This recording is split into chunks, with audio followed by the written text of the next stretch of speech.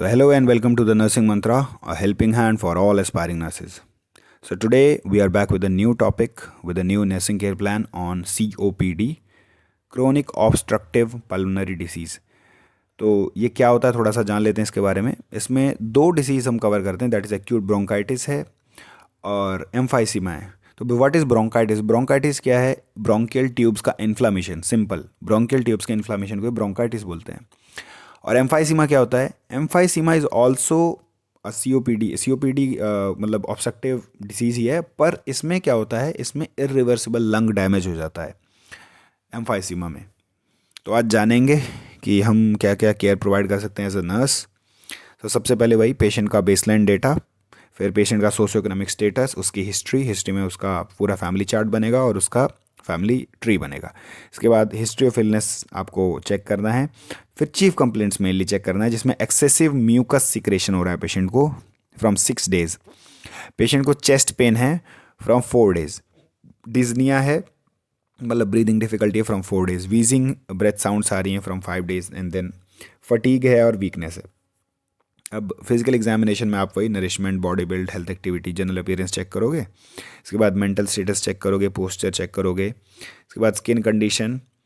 अब स्किन में कलर जो है, स्किन कलर है वो ब्लूइश डिस्कलरेशन हो सकता है पेशेंट को, ठीक है, मतलब दैट इज़ साइनोसिस मेनली, क्योंकि ऑक्सीजन सप्लाई नहीं हो पा रहा है सेल्स को प्रॉपरली, इसलिए ब्लूइश डिस्कलरेशन हो सकता है। इसके बाद आप हेड एंड फेस में स्काल्प और फेस चेक करोगे, आईब्रोज में, आईज में आईब्रोज, आई लैशेज, आई लिड्स, आई बॉल्स, इन सब कुछ आप चेक कर सकते हो, ठीक। इसके बाद आ जाते हैं ईयर्स में। एक्सटर्नल ईयर में कोई डिस्चार्ज नहीं है, हेयरिंग नॉर्मल है। और नोज में आप एक्सटर्नल ईयर्स, नॉस्ट्रल्स चेक करोगे। माउथ एंड फेरिंग्स में, लिप्स में क्या है, लिप्स साइनोसिस है, लिप्स ब्लू हो रखे होंगे, लिप्स में साइनोसिस दिखेगा। ऑर्डर ऑफ माउथ क्या है, फाउल स्मेलिंग है। फिर उसके बाद टीथ में dental caries, gum normal, tongue dry, on throat जो है रेडनेस या इन्फ्लेमेशन जो भी हो रखा हो, ठीक। फिर नेक चेक करोगे पेशेंट का, और नेक में lymph nodes, thyroid gland, range of motion. Chest में आप थोरैक्स और ब्रेथ साउंड्स और हार्ट को चेक करोगे। अब जैसे यहाँ पे ब्रेथ साउंड ज़रूरी हो जाता है, क्योंकि इसमें देखो crackles and wheezing sound, crackles सुनाई दे रहे हैं या फिर वीजिंग साउंड हो सकता है, या फिर दोनों हो सकते हैं, ठीक है। आपको जैसे भी जो भी सुनाई देगा वो आप लिख सकते हो। देन हार्ट में crackling along with heart beat, ठीक, ये पेशेंट में देखने को मिला। फिर एब्डोमेन में क्या है, observation, no rash, no scar present, auscultation, bowel sound and wheezing. Patient में क्या है, हाइपर इन्फ्लेटेड लंग्स, ठीक है, हाइपर इन्फ्लेटेड लंग्स है। फिर इसके बाद परक्यूशन में आप हाइपर रेजोनेंस आपको मिलेगा, ठीक। एक्सट्रीमिटीज़ में क्या है, full range of motion present है, बैक नॉर्मल है, जेनाइटल रेक्टम एरिया आप ये चेक करोगे। फिर इसके बाद आता है इन्वेस्टिगेशन में, जिसमें आप वही ब्लड प्रेशर, टेम्परेचर, नर्सिंग मतलब blood pressure, temperature, respiration, pulse और SpO2 ये सब चेक करोगे। इसमें देखो ब्लड प्रेशर एलिवेटेड है और टेम्परेचर भी स्लाइटली एलिवेटेड है, पल्स भी स्लाइटली एलिवेटेड है और रेस्पिरेशन इंक्रीज्ड है और SpO2 डिक्रीज्ड है। फिर आते हैं लैब इन्वेस्टिगेशन में, जिसमें आप मेनली इसका ABG एनालिसिस करवाओगे, आर्टीरियल ब्लड गैस, इसमें PaO2 पार्शियल ऑक्सीजन, ठीक, pH ये सब चेक करोगे, PaCO2 और SpO2 ये सब चेक करेंगे, ठीक। फिर PFT करवाओगे, पल्मोनरी फंक्शन टेस्ट, जिसमें आपको पता चल जाएगा कि भाई क्या कितना परसेंटेज या फिर डिक्रीज है या इंक्रीज है या नॉर्मल है, कितना भी पता चल जाएगा। फिर चेस्ट एक्सरे करवाओगे, report shows enlarge lungs, air pockets, bullae bullae formation हो जाएगा इसमें, ठीक है। और फ्लैटेंड डायफ्राम, जो डायफ्राम है वो फ्लैटेंड दिखाएगा। तो आप चेस्ट एक्सरे में आप जो है ये सब देख सकते हो, और ये सब देखने के बाद जो डॉक्टर है वो डायग्नोज कर सकता है आराम से कि COPD है, COPD में भी कौन सी कंडीशन है, ब्रोंकाइटिस है या फिर एम्फाइसीमा है, ठीक है। इसके बाद इन्वेस्टिगेशंस में आ जाते हैं, जिसमें हम वही ब्लड प्रोफाइल आपका जो पहला है CBC वो करवाएंगे।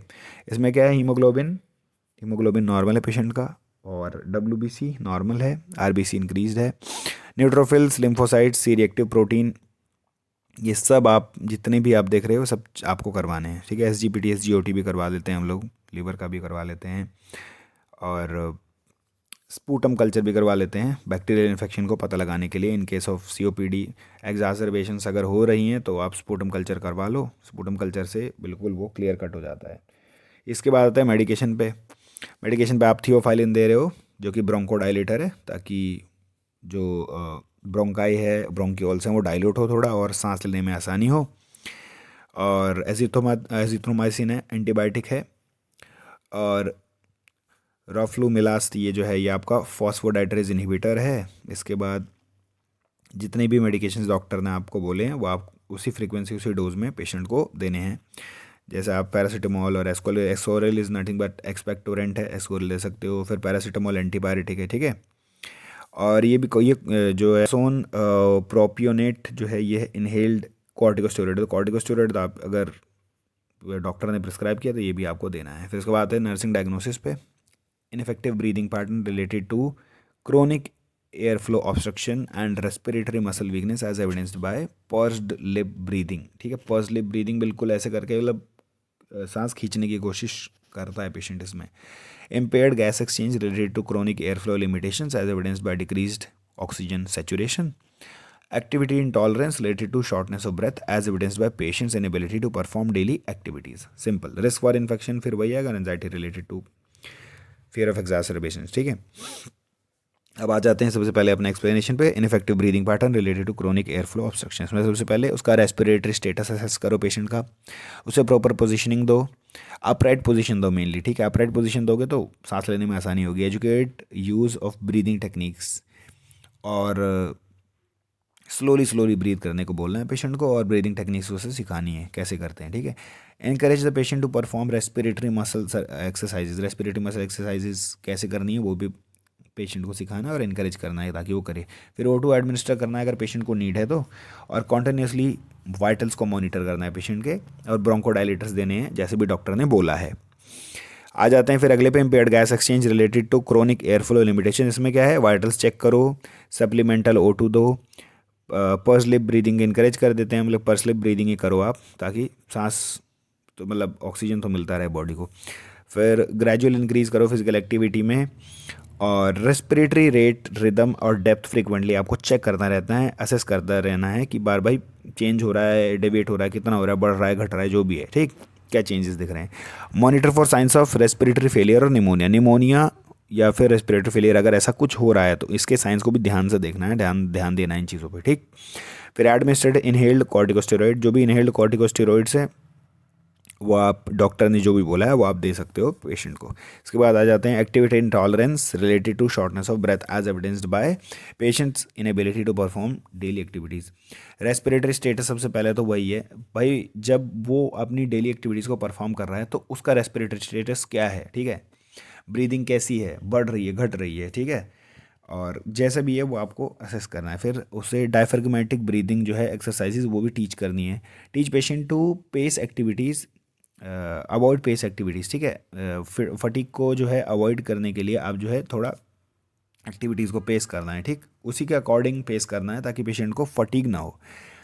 फिर अवॉइड यानी एडमिनिस्टर सप्लीमेंटल O2, ठीक है, सप्लीमेंटल O2 पेशेंट को देना है। Teaching energy conservation techniques, energy conservation techniques patient को बतानी है।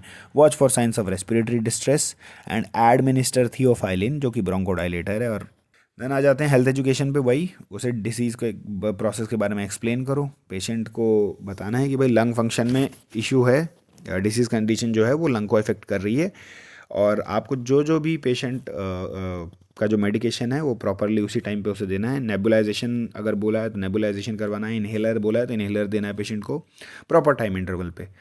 फिर ब्रीदिंग टेक्निक सिखानी है, diaphragmatic breathing, purse lip breathing for relaxation के लिए ये सब सिखाना है। और एक्सरसाइज और एक्टिविटी भी उसकी जो है वो कितनी होनी चाहिए, कितनी करनी है, ताकि उसे फटीग ना महसूस हो। वो एक्सरसाइज कर रहा है, योगा कर रहा है या वॉकिंग कर रहा है या पेसिंग एक्टिविटीज़ जो भी कर रहा है वो सब कैलकुलेटेड होना चाहिए, ठीक। फिर न्यूट्रिशन एंड हाइड्रेशन में पेशेंट को क्या है, बैलेंस डाइट देनी है। फ्लूइड इनटेक को इंक्रीज रखना है ताकि इलेक्ट्रोलाइट बैलेंस बना रहे, फ्लूइड इलेक्ट्रोलाइट बैलेंस बना रहे, इलेक्ट्रोलाइट रिच फूड्स देने हैं। इसके बाद फॉलोअप के लिए पेशेंट को बोलना है कि भाई फॉलोअप मेंटेन करके रखना ताकि फर्दर कॉम्प्लिकेशन डेवलप ना हो, और अगर कुछ भी अब नॉर्मेलिटी दिखे तो डॉक्टर को रिपोर्ट करो। So that's it for today. आज हमने देखा nursing care plan on chronic obstructive pulmonary disease, और अगर आपको ऐसी वीडियोस और चाहिए then please let me know in comment section, and if you like our videos please like, share and subscribe our channel, and for more such videos stay tuned. Thank you.